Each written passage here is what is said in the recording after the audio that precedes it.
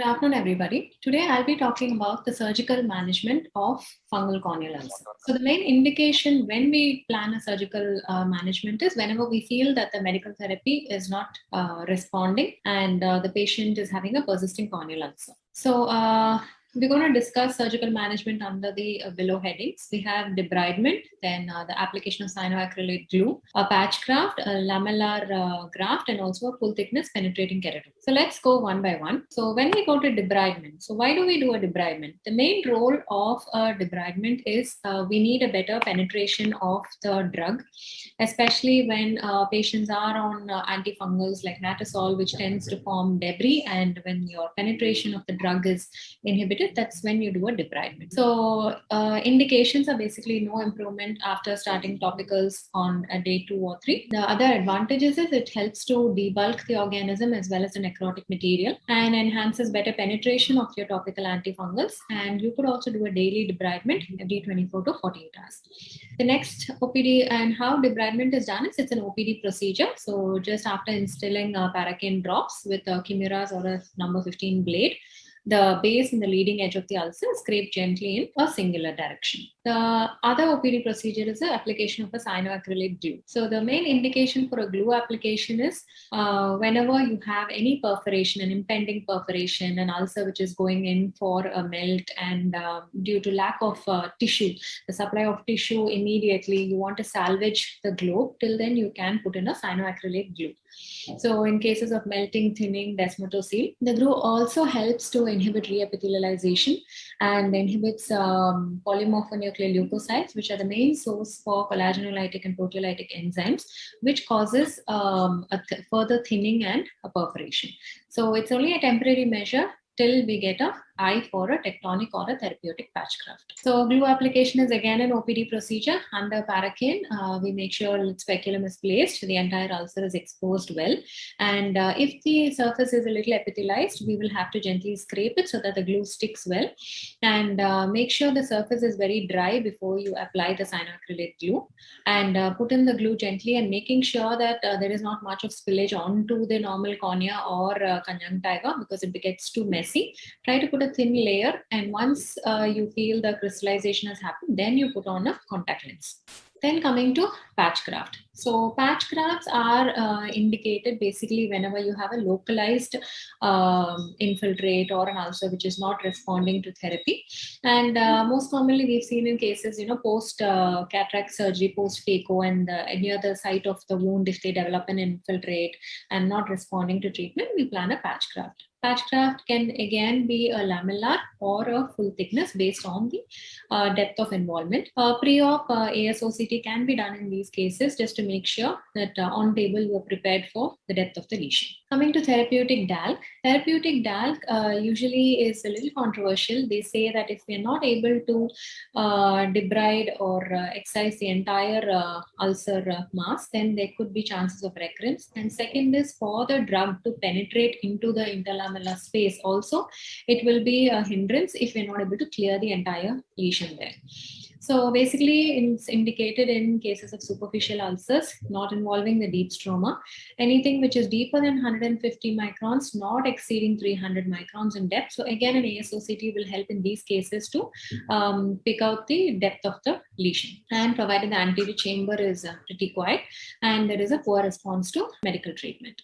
These are some of the studies which have indicated like how beneficial a DALC is when done early in cases of a fungal keratitis, and either done by a manual dissection or by a big bubble technique. So going on to the procedure, it's just like any routine case, a peribulbar anesthesia, and we should make sure that the ulcer edges are marked properly because you need at least a 1 to 1.5 mm clear area before you take in the graft. And so the recipient cornea is refined deeper, and then a layer by layer manual dissection is done, making sure that at the end of the procedure you are able to take out all the infective material, not leaving behind anything in the interface. The bed is again washed with antifungals and antibiotics, and the corneal button, which is usually 1 to 1.5 mm larger than the original ulcer, is sutured over the recipient cornea. Now coming to the age-old, the gold standard in non-responding ulcers is a therapeutic penetrating keratoplasty. So when do you go in for a therapeutic keratoplasty? Ideally, in cases where you are giving a maximum medical therapy, all types of antifungals, oral, not responding at least for 2 to 3 weeks after the start of your medical therapy, then I think it's always better to go on for a therapeutic, because you don't want the ulcer extending till the limbus, or going in for a scleral extension, because then the prognosis is very poor. And any corneal abscess with a melt. And the main aim of the therapeutic keratoplasty is you basically debulk the load of infection. So we will explain to the patient that the procedure is being done mainly only for a debulking, and he will need an optical procedure at a later date if there is no recurrence. So the chances of recurrence after surgery also has to be explained to the patient. And the main indication is, again, you want to maintain the globe integrity so that for future visual rehabilitation is an option for the patient. So some things which we have to keep in mind, pre-operative evaluation would be, for all patients, you get a PLPR status, check the digital IOP. The size of the ulcer has to be documented along with the rate of vascularization. Lens status, pseudophakic, phakic, and a B scan to check any posterior involvement, because if there is a posterior involvement, then you might need a retina person inside to do a pars plana vitrectomy with intraocular antibiotics. And like all cases, we would give an IV mannitol 30 minutes prior to surgery.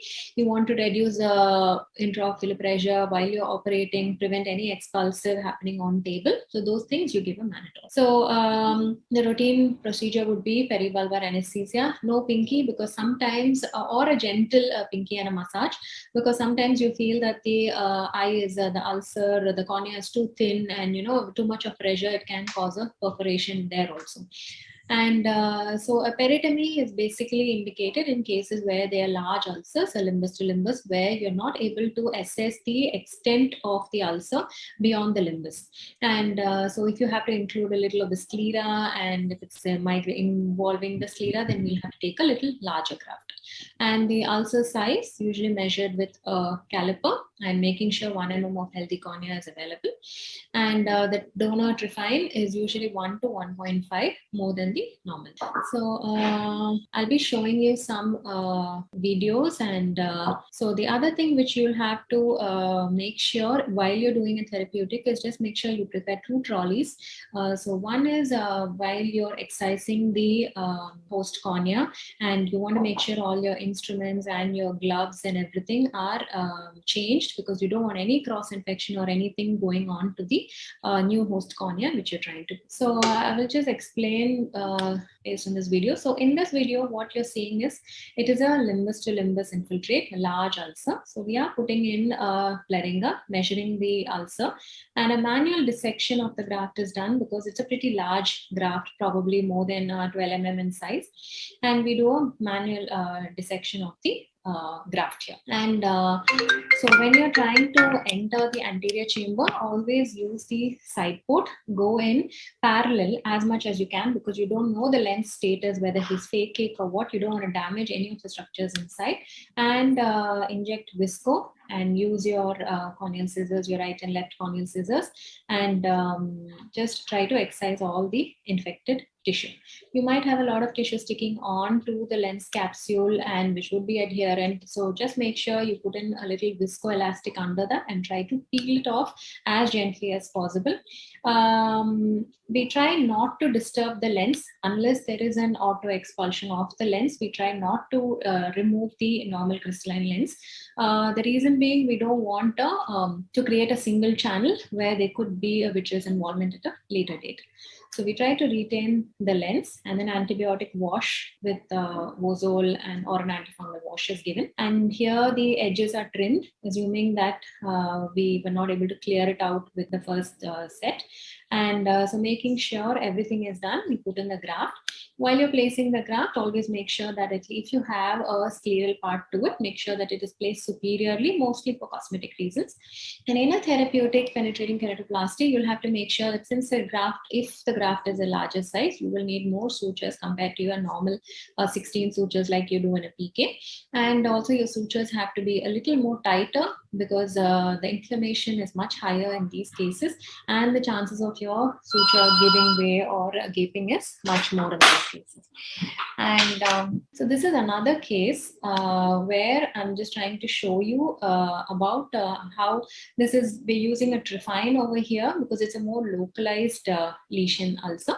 And the donor graft is again Trifine, 1 mm or 1.5 mm larger than this. And as you put in visco, and just like I told you, enter with your side port knife parallel to it so that you don't damage the lens matter. And here also you can see a lot of infiltrates, exudates stuck on the lens capsule, which we will just be peeling off gently. Always make sure you get a proper cleavage plane before you start making your cut, because we don't want to inadvertently damage your lens or your iris tissue or anything underneath and cause excessive damage to the patient's eye. So this is just showing you how adherent the tissue is to the lens and the underlying tissue. And then the rest of the procedure is the same. You just remove everything, excise it, and then give your wash, and then place the graft and your sutures. So these are some pictures just to show different presentations of fungal ulcers. The first one is showing a limbus to limbus involvement, a total corneal abscess. Then the second picture on top shows you full thickness infiltrate and with the hypopion. And so these are different presentations. And these are pictures of some of our post-operative patients. Most of them have been large grafts. And in most of these cases, we've tried to retain the lens. Lens hasn't come off. And you can see a corneoscleral graft in certain cases. And obviously the number of sutures and the strength, suture tensile strength is also a little more tighter in these cases. So now coming to post-operative management, medications are given and lubricants. So whether it is progressing, if it is increasing, then they have to be taken up for a wash or intracameral antibiotics. And in the meantime, we always send in the corneal button for culture sensitivity. So we will have to release the culture report.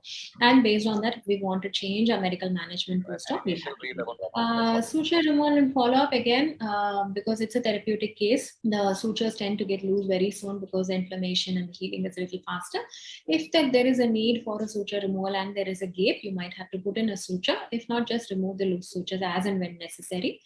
And plan for an optical graft after a period of at least 3 to 4 months, because your chances of recurrence and reinfections should be avoided. Thank you.